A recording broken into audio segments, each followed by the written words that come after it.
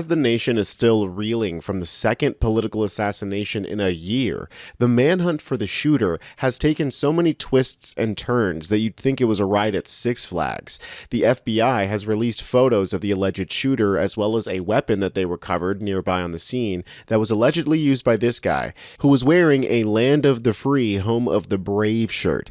There have also been claims that the bullets found with the gun were engraved with pro-trans and anti-fascist ideology, a claim that is raising a lot of eyebrows, including those at the ATF. And at the exact same time, the DNC headquarters was put on lockdown after a bomb threat was called in this morning. A lot has gone on over the last few days, so I just first want to say that everybody here at Really American does not condone any gun violence of any kind. And as a political commentator myself, taking the life of another political commentator is never something that I would encourage or celebrate. Charlie Kirk was a horrible human being, but I think we can all agree that his killer deserves to be brought to justice, which makes it all the more frustrating to see the FBI and the ATF and all the right-wing media completely bungle this manhunt so far. Because right now, they're too busy attacking the left for this, even though we quite literally don't know anything about this shooter. And to me, this guy doesn't exactly look like a leftist. These photos are stills that were released by the FBI, and apparently they are from high-quality CCTV footage that they have of the guy leaving the area. Through all that work last night, we were able to make a few breakthroughs. We were able to track the movements of the shooter. Starting at 11:52 a.m., the subject arrived on campus, shortly away from campus. We have tracked his movements onto the campus, through the stairwells, up to the roof, across the roof to a shooting location. After the shooting, we were able to track his movements as he moved to the other side of the building, jumped off of the building, and fled off of the campus and into a neighborhood. Our investigators have worked through those neighborhoods, contacting anybody they can with doorbell cameras, witnesses, and have thoroughly worked through those communities, trying to identify any leads. We do have good video footage of this individual. We are not going to release that at this time. We are working through some technologies and some ways to identify this individual. If we are unsuccessful, we will reach out to you as the media and we will push that publicly to help us identify them. But we are confident in our abilities right now, and we would like to move forward in a manner that keeps everyone safe and moves this process appropriately.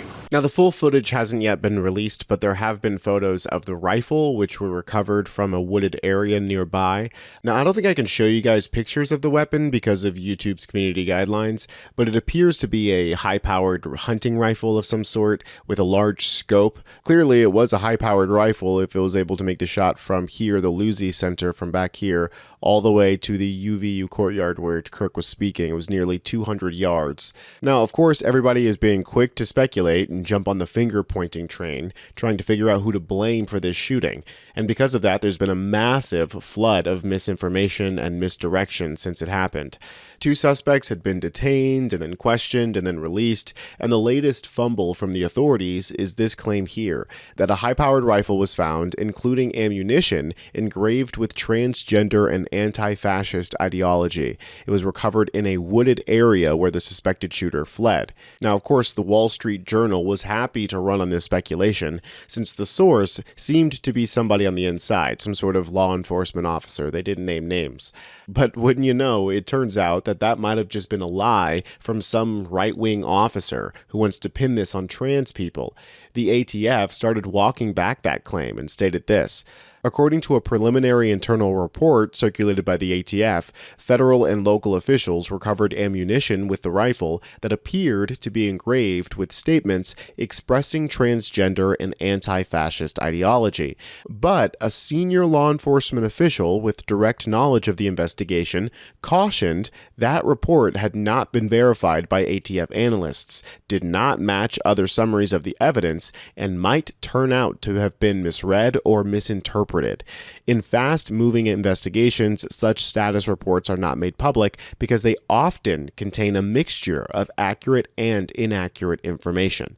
So it seems like somebody at the ATF might have jumped the gun or been led astray and now wasted everybody's time once again. And now the FBI is opening up the investigation to the public. They've offered $100,000 for information leading to the identification and arrest of the person responsible for the murder of Charlie Kirk. Now, I'm not sure if this is an indication that they're starting to run out of leads or that the trail is starting to run cold on this guy, but let me tell you that the focus has not been on finding the shooter. Instead, the focus has largely been on leftists. Right-wing media and politicians have wasted no time attempting to literally go to war against liberals and progressives. It's gotten so bad that even Tom Tillis is speaking out against this. He said, "What I find really disgusting by yesterday is a couple of talking heads that see this as an opportunity to say that we're at war so that they can go and get some of our conservative followers lathered up over this. It seems like a cheap, disgusting, awful way to pretend like you're a leader of a conservative movement. And there were two in particular that I find particularly disgusting." Well, I find lots of them disgusting, Tom Tillis. What, of course, was he talking about? Well, he's talking about this collection of all kinds of people, from libs of TikTok to Elon Musk, who are saying things like, "The left is the party of murder. We've declared war. There is no going back after this. There's no more words to be said.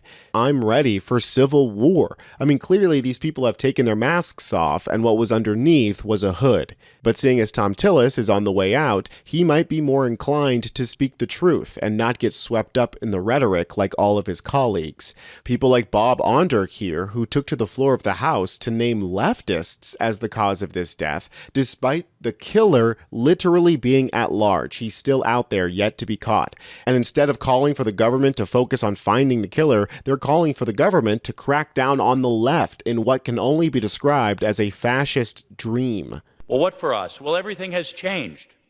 If we didn't know it already, there is no longer any middle ground. Some of the American left are undoubtedly well-meaning people, but their ideology is pure evil. They hate the good, the truth, and the beautiful, and embrace the evil, the false, and the ugly. And they literally will kill those with whom they disagree, just as their predecessor, leftists Marx and Stalin and Lenin and Pol Pot and Fidel Castro did.